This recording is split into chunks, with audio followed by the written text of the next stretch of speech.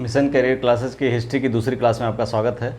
पिछली क्लास में आपने सोर्स के बारे में देखा कि हम कैसे इतिहास के निर्माण में सोर्स का उपयोग कैसे करते हैं। वहाँ से क्वेश्चन अक्सर एग्जाम्स में आते हैं। आज की क्लास है हिस्ट्री की शुरुआत जहाँ से होती है, यानी प्रस्तर युगीन मानव से। लेकिन उसके पहले हम देखते हैं कि हिस्ट्री कितने भागों में कैटेगराइज हुई है। जैसे एक तो हिस्ट्री होती है जब हमारे पास लिखित इतिहास नहीं है। एक हिस्ट्री ऐसी है जब हमारे पास लिखित साक्ष्य तो हैं लेकिन उसको हम पढ़ नहीं पाए हैं। तीसरा है हमारे पास लिखित साक्ष्य हैं। तीनों को तीन अलग अलग भागों में कैटेगराइज किया है। जैसे अगर इस तरह देखा जाए, जैसे अगर हमारे पास कोई साक्ष्य नहीं है, मतलब ना तो लिखना पढ़ना कोई जानता था, ना लेखनी के या लिपि के कोई साक्ष्य मिले हैं, तो उसे कहते हैं प्रागैतिहासिक काल।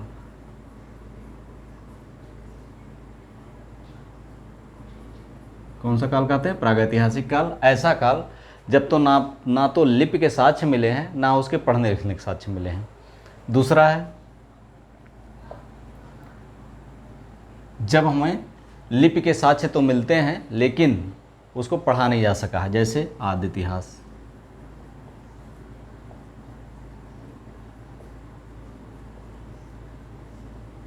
जैसे प्राग इतिहास में आप सारे प्रस्तर काल, पूरा पाषाण काल, नवपाषाण काल, मध्य पाषाण काल, इसको ले सकते हैं। आदि इतिहास में जैसे हम हड़प्पा सभ्यता को ले सकते हैं, इसमें लिपि के साक्ष्य तो मिलते हैं लेकिन पढ़ा नहीं जा सका है। वैदिक काल को ले सकते हैं, लिपि के साक्ष्य तो मिलते हैं लेकिन वैदिक काल में श्रुत परंपरा से, लेकिन यह है कि जो संस्कृत डेवलप हुई है वो बाद की है, तो वैदिक काल के शुरुआत की स्थिति को ले सकते हैं इसमें। तीसरा है ऐतिहासिक काल।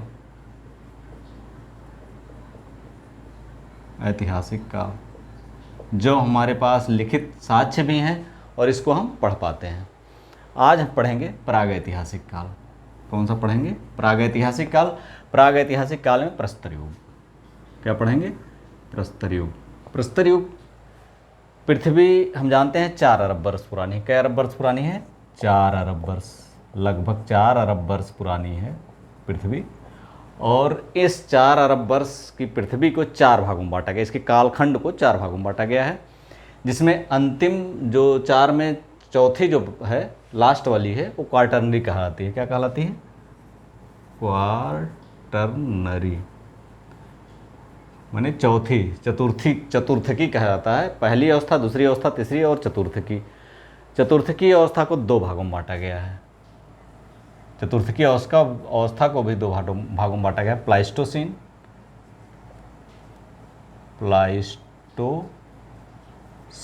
और होलोसीन। प्लाइस्टोसीन और होलोसीन। प्लाइस्टोसीन आज से 10,10,000 वर्ष पहले था, यानी ईसा के 10,10,000 वर्ष पूर्व था। और होलोसीन, इसको आप हिंदी में अगर लिखना चाहें तो इसको लिख सकते हैं अति नूतन। और ये है होलोसीन मतलब अद्यतन।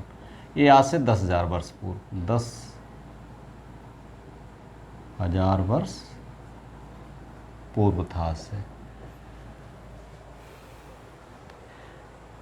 माना जाता है कि मनुष्य की जो उत्पत्ति मानी जाती है प्लाइस्टोसीन युग में मिली, यानी 10,10,000 वर्ष पूर्व ही मनुष्य पृथ्वी पर आया। लेकिन अगर अफ्रीका का केस देखें, अफ्रीका में इसके साक्ष्य जो है 29 लाख वर्ष पूर्व के हैं। 29 लाख वर्ष पूर्व के अफ्रीका में साक्ष्य मिले हैं मानव साक्ष्य। कब के मिले हैं? 29 लाख वर्ष पूर्व मानव साक्ष्य। और भारत में महाराष्ट्र का बोरी नामक एक स्थान है। महाराष्ट्र का बोरी नामक स्थान है, बोरी। यहाँ पर 14 लाख वर्ष पूर्व के मानव साक्ष्य मिले। 14 लाख वर्ष पूर्व के मानव साक्ष्य मिले हैं। तो 10 लाख 10, यानी प्लाइस्टोसीन से पहले ही मानव पृथ्वी पर विचरण कर रहा था। इससे ये पता चलता है, अगर कार्बन डेटिंग और बाकी चीज़ें सही हों तो 10,10,000 वर्ष पूर्व जो प्लाइस्टोसीन युग है, इससे मानव के प्रॉपर गतिविधियों के प्रमाण तो मिलते हैं, लेकिन इससे पहले भी ये 29 लाख वर्ष अगर अफ्रीका की स्थिति देखी जाए या 14 लाख वर्ष पूर्व इसकी स्थिति देखी जाए तो इसके पहले ही प्रमाण मिलते हैं। इतना आपको स्पष्ट हो गया होगा। इस समय जब प्रारंभिक अवस्था मानव की थी, जब मनुष्य अपनी सभ्यता की शुरुआत में था, विचरण करता था, तो उस समय उसके पास ना तो रहने के साधन थे, ना ही खेती करता था, ना घर बनाना जानता था, ना बर्तन बनाना जानता था, ना कपड़े सिलना जानता था, ना कपड़े बनाना जानता था, कुछ नहीं जानता था वो। लेकिन भोजन तो उसे चाहिए था, भोजन चाहिए था, और भोजन उगाता नहीं था, नहीं कहीं कमाता था, तो शिकार करके वो खाता था। और इसी का हम देखेंगे, इसको अगर हम शिकार करने के लिए उसे किस चीज़ की ज़रूरत थी? पत्थर की। और उन्हीं पत्थरों के हथियार जो बनाता था, शुरुआती उसके भोंडे होते थे या उनके धार नहीं होती थी, सीधे पत्थर उठा के मार देता था वो। उसके बाद दूसरी अवस्था जब आई, थोड़े से वो नुकीले पत्थर बनाने लगा, घिसने लगा। तीसरी अवस्था आई जब ब्लेड फलक या उत्पादन करने लगा। तो इसी आधार पर हम इसका निर्धारण करते हैं कि प्रस्तर युगीन किन कैटेगरी में बांटा जा सकता है। प्रस्तर युग को पुनः जो है 3 भागों में बांटा जा सकता है। प्रस्तर युग को, इसको हम इस तरह देख सकते हैं।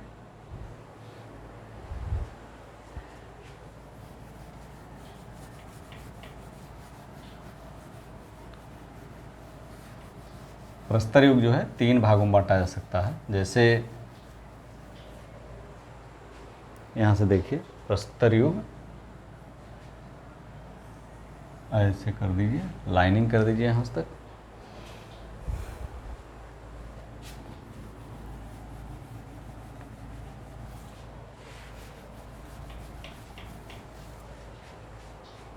एक तो हो गया प्रस्तर युग में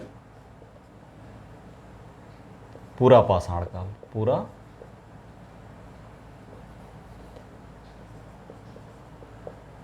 पाषाण काल। दूसरा हो गया मध्य पाषाण काल, मध्य पाषाण काल। और तीसरा हो गया नव पाषाण काल, नव पाषाण काल। प्रस्तर युग को 3 भागों में बांट सकते हैं। जो हथियार वो यूज करते थे उसके आधार पर पूरा पाषाण काल को भी 3 भागों में बांटते हैं। कौन कौन सा? निम्न पूरा पाषाण काल, दूसरा है मध्य पूरा पाषाण काल,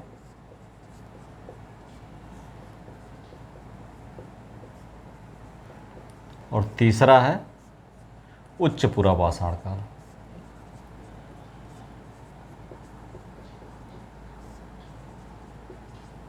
ठीक। निम्न पूरा पाषाण काल का समय जो है ये 25 लाख वर्ष पूर्व से 1 लाख वर्ष पूर्व, 25 लाख वर्ष पूर्व से 1 लाख वर्ष पूर्व तक था। मध्य पूरा पाषाण काल का समय 1 लाख वर्ष पूर्व से कब तक था? 40,000 वर्ष पूर्व तक का। ठीक। और तीसरा उच्च पूरा पाषाण काल का समय था 40,000 वर्ष पूर्व से 10,000 वर्ष पूर्व तक। ये स्पष्ट हो गया होगा। निम्न पूरा पाषाण काल में, पूरा पाषाण काल की जो विशेषता थी, इसमें मनुष्य क्या करता था? एक तो आखेटक करता था, और दूसरी उसके पास इतनी थी कि वो अगर उसके पास ज़्यादा खाद्य सामग्री आ जाए तो संग्रह करता था, खाद्य संग्रह वो इकट्ठा कर लेता था। जैसे आजकल कुत्ते हैं, ज़्यादा सामान पाए तो जाके छुपा देते हैं कहीं, वैसे ही मनुष्य भी था उस समय, वो खाद्य संग्रह करता था। इस समय की स्थिति आई है। इसी समय आग का आविष्कार हुआ।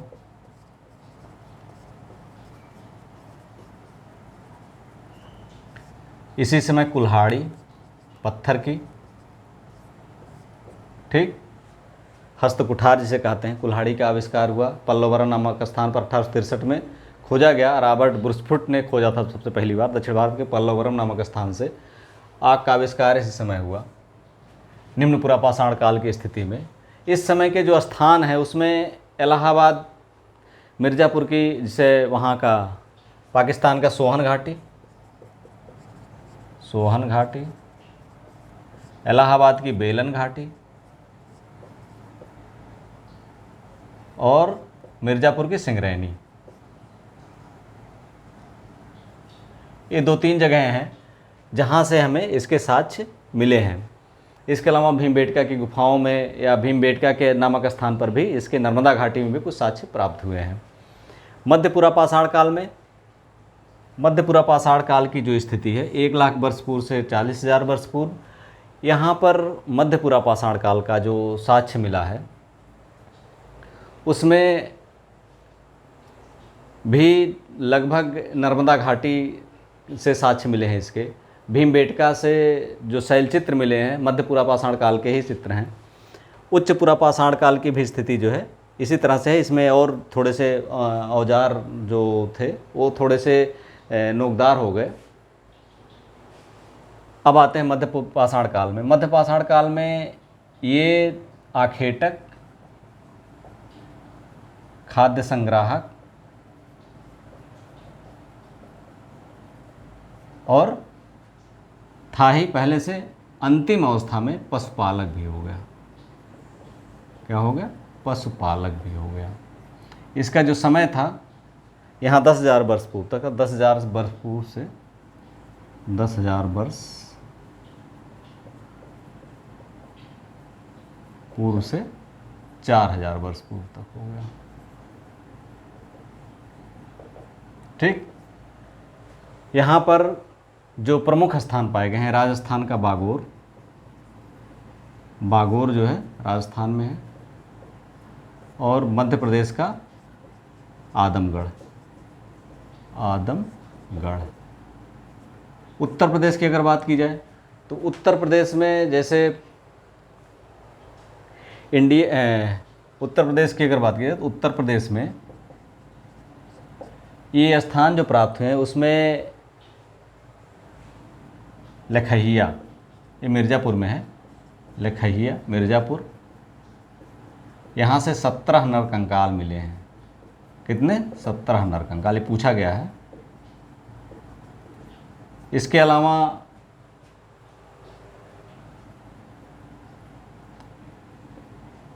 इलाहाबाद का, प्रयागराज अब हो गया है, इलाहाबाद का बेलन घाटी,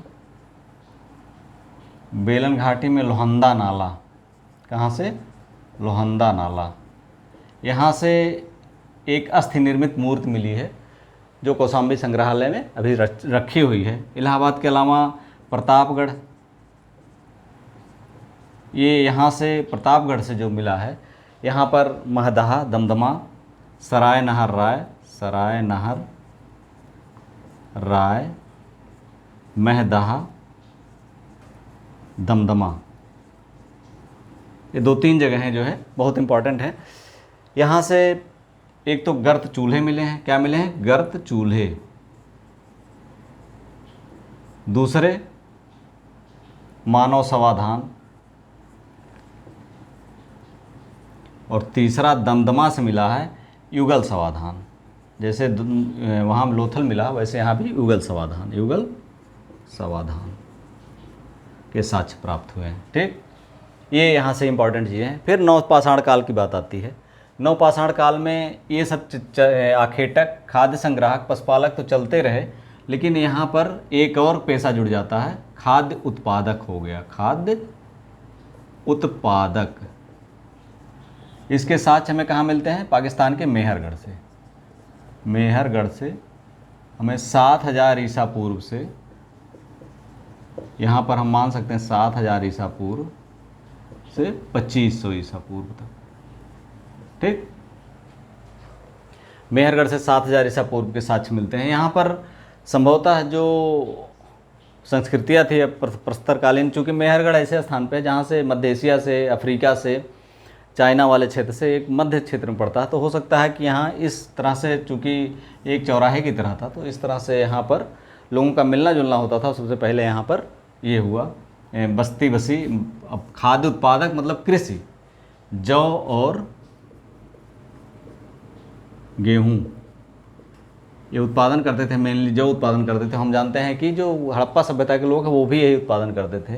और जब कृषि उत्पादन हुआ तो गृह निर्माण, कुंभकारी, यानी बर्तन भी बनेगा तभी तो खाना बनाए, खाद्य उत्पादन करेंगे तो खाएंगे, ऐसे कच्चे थोड़ी खाएंगे। कुंभकारी या बर्तन भी बनाएंगे, घर भी बनाएंगे, सारी चीज़ें मेहरगढ़ में हम प्रारंभिक अवस्था में पाते हैं। इसमें प्रस्तर के औजार तो हैं, लेकिन प्रारंभिक अवस्था में पाते हैं मेहरगढ़ में। और उसके बाद अगर उत्तर की बात करें तो बुर्ज होम और गुफकरल, ये कश्मीर में स्थान है। यहाँ पर कुत्ते दफनाए जाते थे मनुष्य के साथ। कौन से कुत्ते?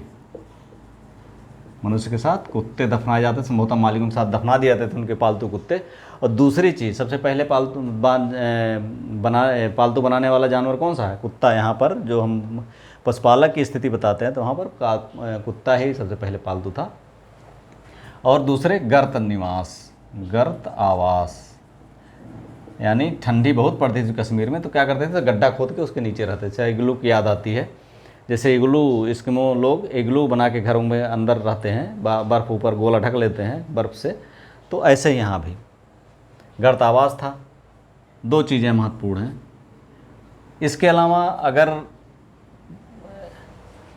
प्रस्तर के औजार के अलावा पटना के पास एक स्थान है चिरांद,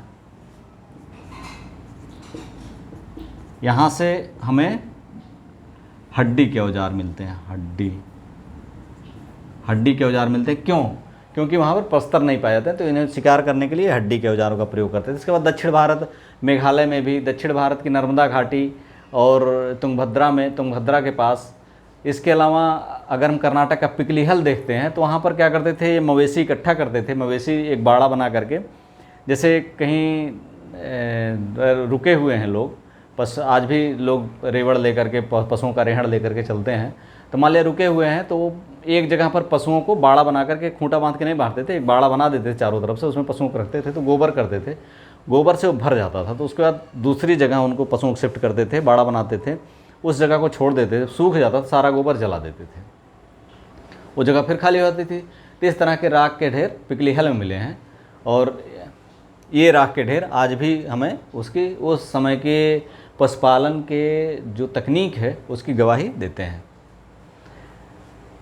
इस तरह से अगर हम उत्तर प्रदेश की बात करें तो उत्तर प्रदेश में जो इलाहाबाद का कोल्डिहवा है, इलाहाबाद का कोल्डिहवा,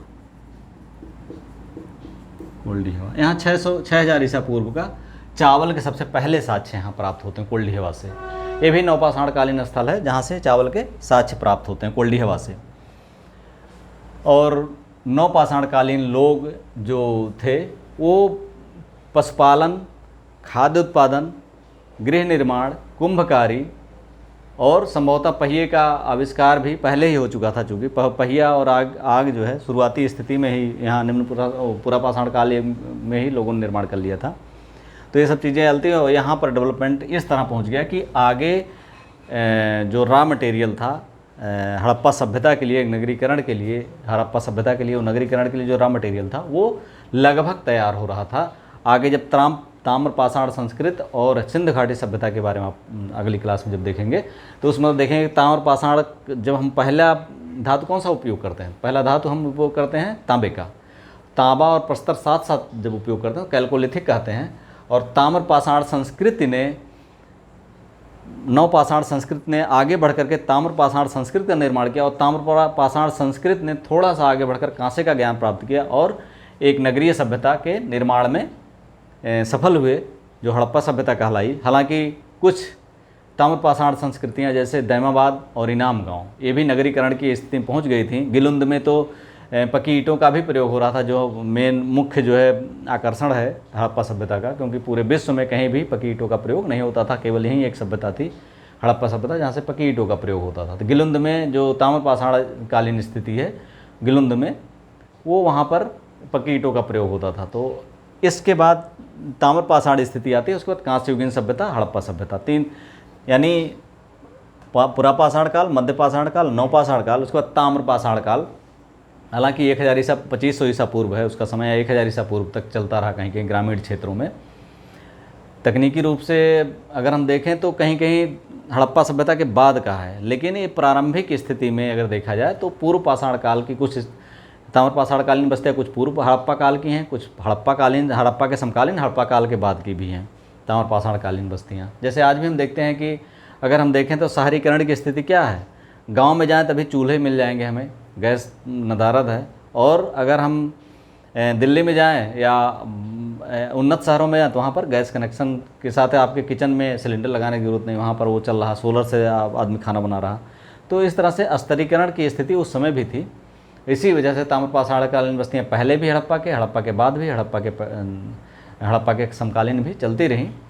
और इस ताम्र पाषाण कालीन बस्तियों में से ही कुछ बस्तियों ने जो उन्नत स्थिति में थी, उन्होंने कांसे का ज्ञान प्राप्त किया और आगे बढ़ करके सिंधु घाटी के क्षेत्र में जो उपजाऊ था, वहाँ पर अनाज आराम से उत्पन्न हो जाता था, वहाँ पर एक नगरीकृत सभ्यता बनाने में सफल रहे।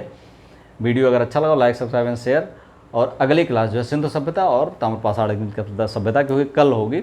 और रेगुलर आपको अगर ये हिस्ट्री की ऐसे ही वीडियो क्लासेस प्राप्त करनी हो तो आप सब्सक्राइब जरूर कर लीजिए। Thank you for watching.